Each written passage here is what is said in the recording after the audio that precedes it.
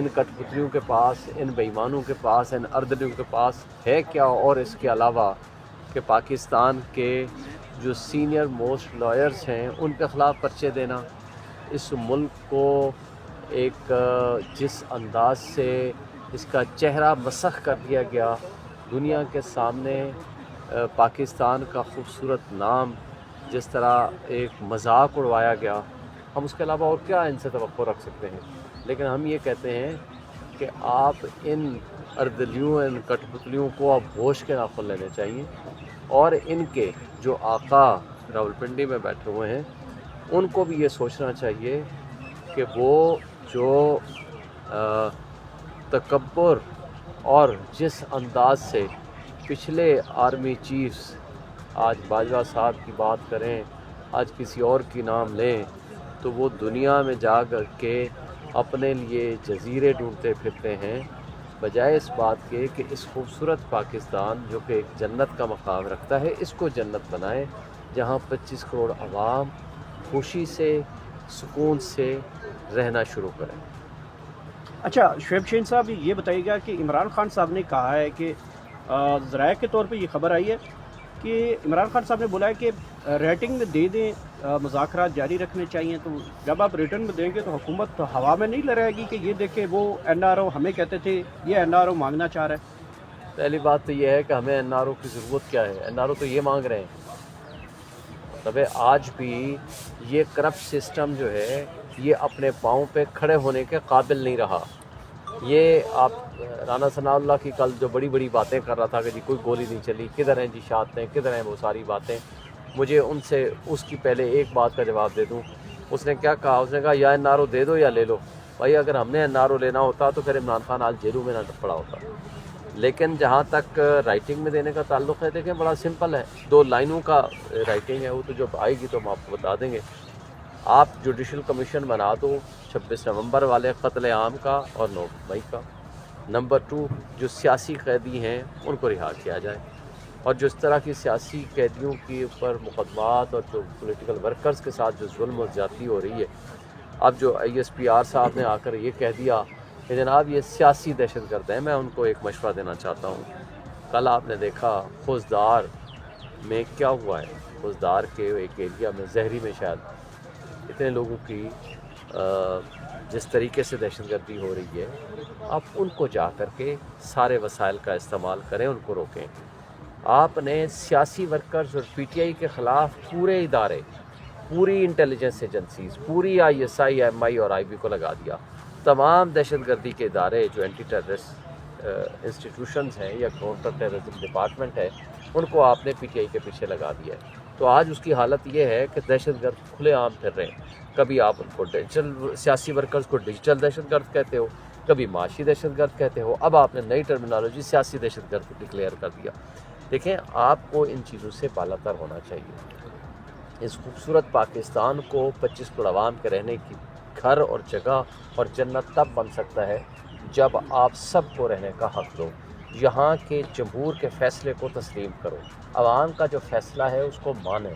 جب تک یہ نہیں کریں گے تب تک آپ کوئی بھی اچھا کام بھی اگر کرنا چاہیں گے تو آپ کر نہیں پائیں گے، حالانکہ ان سے کوئی توقع نہیں ہے کہ یہ اچھا کام نیتاً کرنا چاہیں یا کریں۔ اچھا شعیب شہین صاحب یہ بتائیے، جو حکومت آپ کے درمیان مذاکراتی ٹیم جو ہے، حکومت نے بڑی کوشش کی ہے کہ آپ کی مذاکراتی ٹیم کی ملاقات ہو جائے گی اڈیالہ میں، لیکن نہیں ہو پائی۔ لیکن مریم نواز نے کل بولا ہے کہ اگر میں چاہوں تو خان صاحب کا ہیٹر بھی نکلوا سکتی ہوں، بیڈ بھی نکلوا سکتی ہوں، وہ تو چاہے تو سب کچھ ہو سکتا ہے، لیکن وفاقی حکومت کے پاس یہ پاورز نہیں ہے کہ ملاقات بھی ہو سکتی۔ دیکھیں ان کٹ پتلیوں کو میں یہ کہنا چاہتا ہوں کہ ہوش کے ناخن دو، تم لوگوں کو شرم کرنا چاہیے اس طرح کی باتیں کرتے ہوئے۔ کل جس طرح آپ روتے تھے اور جس طریقے سے قلعہ سے آتے ہوئے ایک دوسرے کے گلے مل کے روتے تھے، 10 سال کے لیے یہاں سے ڈیل کر کے بھاگ گئے تھے، اور اس کے بعد واپس جس طرح ڈیل کر کے دوبارہ بھاگے، ان لوگوں کا تو کردار ہی یہی ہے۔ تو لہٰذا ان لوگوں کی جو کوئی بدماشی یا جو تڑیاں ہیں ان کی کوئی حیثیت ہی نہیں ہے ہم کو۔ آپ یہ بھی بتائیں کہ کیا سمجھتے ہیں آپ مذاکرات کامیاب ہو پائیں گے؟ عمران خان صاحب عید سے پہلے باہر آ سکتے ہیں کیونکہ آپ سینئر لائر ہیں، سینئر وکیل ہیں؟ لیکن پہلی بات تو یہ ہے کہ مذاکرات کے حوالے سے تو اب ہم डिपेंड करता है इनके ऊपर। अगर ये चाहेंगे इस मुल्क में बेहतरी, जो कि ये करप्ट सिस्टम अब चलने के काबिल नहीं रहा, तो फिर शायद कामयाब हो पाएँ। लेकिन अगर मेरी ज़ाती राय पूछेंगे तो मुझे इनके ऊपर कोई तवक्को इसलिए नहीं है कि ये कठपुतली और अर्दली हैं, इनकी कोई हैसियत नहीं है, इनके पास कोई ना अखलाक़ी जवाज़ है, ना आइनी जवाज़ है, ना अख्तियार है। इसको जिस तरीके से इनको तो कहा जाएगा कि आपने ऐसे एक्ट करना है, वो वैसे एक्ट करेंगे। तो मेरा ख़्याल है कि मुझे ज़ाती तौर पर अगर आप पूछेंगे तो शायद ये इसको सैबोटाज करने की कोशिश करेंगे कामयाबी की तरफ ले जाने की बजाय, क्योंकि अगर इस पे कामयाब हो जाते हैं मुज़ाकरात तो फिर इनको मैंडेट वापस करना पड़ेगा, इन डाकुओं का एहतसाब होगा, ये जेलों में होंगे, और ये मेरा नहीं ख्याल कि ये इसके लिए कोई तैयार हो। अच्छा शोएब शाहीन साहब, ये बता दें, एक तो बुशरा बीबी के ख़िलाफ़ जो कैंपेन चल रही हैं और ख़ास तौर पे जो पार्टी के अहदेदार हैं और पार्टी के जो एक्टिविस्ट हैं, उनकी जानिब से ही बातें की जाती हैं कि बुशरा बीबी ने बड़ी रुकावट डाली है, संगजानी के मकाम पे अगर चले जाते तो आज इमरान खान बाहर होते।